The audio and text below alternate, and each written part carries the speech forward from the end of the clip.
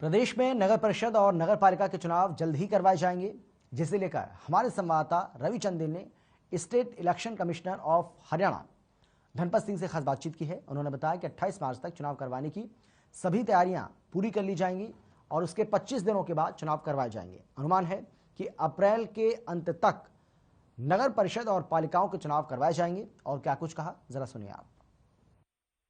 प्रदेश में नगर परिषद और नगर पालिकाओं के चुनाव जल्द ही करवाए जाएंगे। इसको लेकर अभी से तैयारियां शुरू की जा चुकी हैं। इसी विषय पर चर्चा करने के लिए हमारे साथ इस समय मौजूद हैं state election commissioner of Haryana Dhanpat Singh. Sir, सबसे पहले तो बहुत बहुत स्वागत है आपका हर खबर हरियाणा में। Thank you so much. मैं थोड़ी सी पृष्ठभूमि देना चाहूँगा।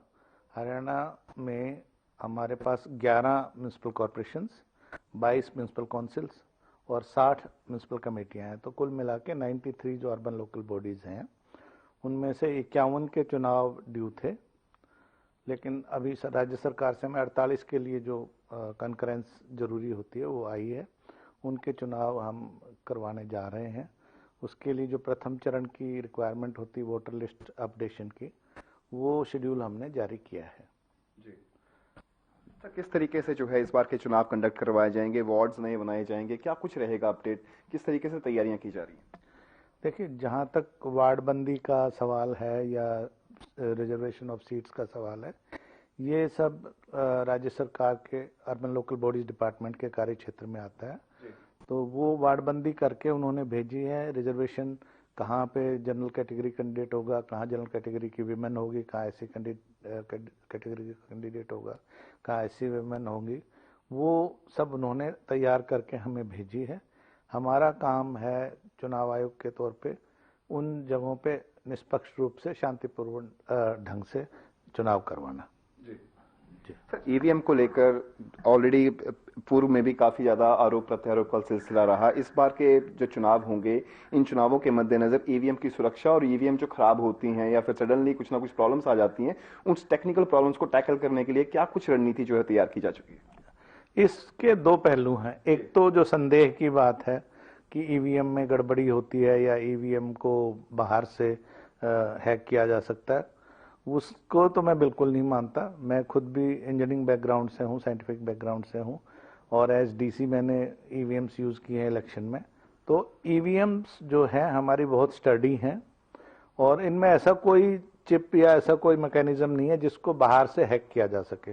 आप जानते हैं, जब प्रिजाइडिंग ऑफिसर वोटिंग वाले दिन, पोलिंग वाले दिन, जितने कैंडिडेट्स होते हैं उनकी प्रेजेंस में या उनके जो रिप्रेजेंटेटिव की प्रेजेंस में मॉक पोल पहले करते हैं, और जिस पार्टी की वोट होती है उसी के खाने में जा रही है, रजिस्टर हो रही है, वो दिखाते हैं उनको, और उसके बाद उसको वाइप आउट करके फिर 0-0 करके उनके सामने ही फिर उसको सेट किया जाता है।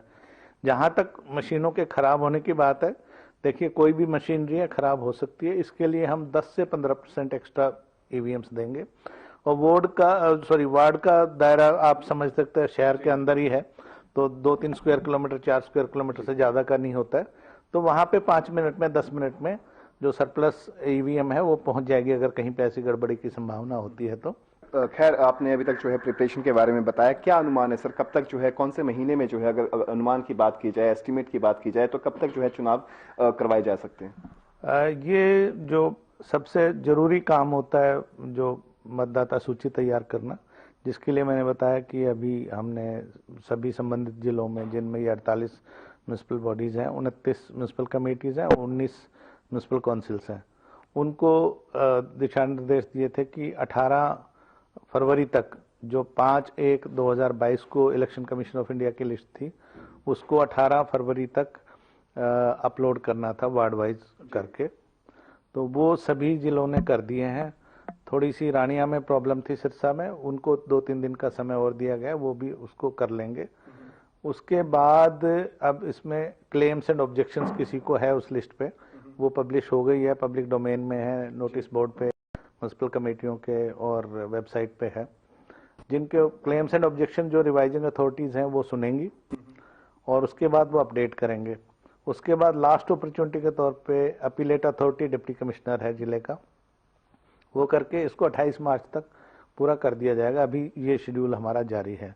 अगर सब कुछ तय समय अनुसार चलता रहा, कोई बड़ी गड़बड़ी अगर ना हो, कोई आशंका हमें नहीं है इस तरह की, कोई नेचुरल कैलेमिटी ना हो, तो 28 मार्च तक हमारा ये मतदाता सूचियां तैयार हो जाएंगी।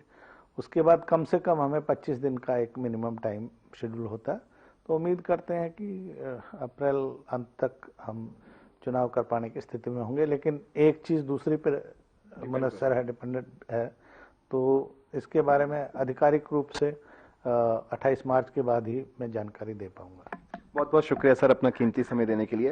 ये थे हमारे साथ state election commission of Haryana Dhanpat Singh, जिन्होंने साफ लफ्जों में बताया कि 28 मार्च तक जो है नगर परिषद और नगर पालिकाओं के चुनाव करवाने की प्रिपरेशन का वक्त है और अनुमान लगाए जा रहे हैं कि अप्रैल माह के अंत तक जो है प्रदेश के अंदर नगर परिषद और पालिकाओं के चुनाव करवाए जा सकते हैं। चंडीगढ़ से हर खबर हरियाणा के लिए रवि चंदेल के साथ कैमरा पर्सन किशन की रिपोर्ट। प्रदेश में नगर निगम